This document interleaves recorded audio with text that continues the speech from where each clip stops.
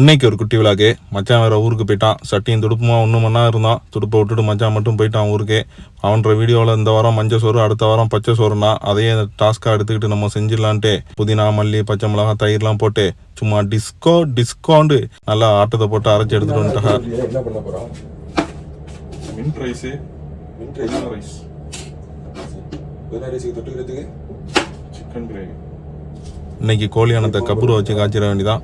பக்காவாக எல்லாத்தையும் ஃபஸ்ட்டு கறியானத்தை தாளித்து விட்டு கறியை போட்டு ஒரு மிக்ஸோவில் கொடுத்து எல்லாத்தையும் மசாலாவெல்லாம் போட்டு விட்டாச்சு.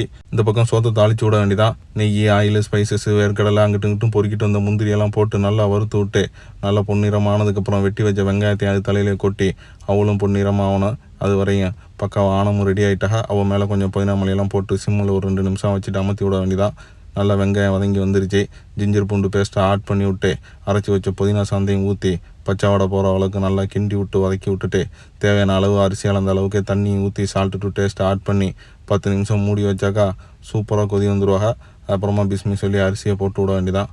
அரிசியை போட்டு விட்டு ஒரு மிக்ஸில் கொடுத்துட்டு அதுக்கப்புறம் ஒரு 10 நிமிஷம் மூடி வச்சாக்கா தண்ணி அரிசியும் ஈவனாக வந்துடும். அப்புறம் ஒரு அங்கிட்டும் இங்கிட்டும் கிண்டி விட்டு நல்லா கேப்பு அளவுக்கெல்லாம் தண்ணியெல்லாம் போக வச்சுட்டு கொண்டையில் லேசாக ஒரு பூவை வச்சு சொறி விட்டு தம்மை போட்டுற வேண்டியதான். 20 நிமிஷம் தம்மை போட்டு ஆஃப் பண்ணிவிட்டு ஜும்மாவுக்கு போயிட்டு வந்து பார்த்தாக்கா கறியானமும் பக்காவாக ரெடியாக இருந்துச்சு.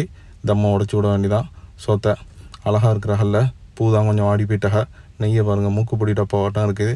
அதை கொஞ்சம் வாங்கி ஊற்றி லேசாக மிக்ஸில் கொடுக்க வேண்டியதான். உடச்சி விட்டு ரூமுக்கு தூக்கிட்டு போய் சாப்பிட்லான்னு பார்க்குறப்ப ஃபோன் வந்துருச்சு. பையன் போய் சாப்பாடு வாங்கிட்டு வான்னா அவனுக்கும் வாங்கி கொடுத்துட்டு அவன் ஆன்லைனில் ஆர்டர் போட்டிருந்தாவோட 10 ரியாலோட முடிஞ்சு போயிருக்கோம். அவனை பாருங்கள் நம்மள்ட்ட வாங்க விட்டு நம்ம ஒரு 30 ரியால் மொய்யை வச்சு விட்டாச்சு. இந்த தடவை தான் கச்சராவெல்லாம் இல்லாமல் எல்லாம் வந்திருக்குது. பிஸ்மி சொல்லி சாப்பிட்டாச்சு. KFC தான் வாங்கிட்டு வந்தான் அவனுக்கும்.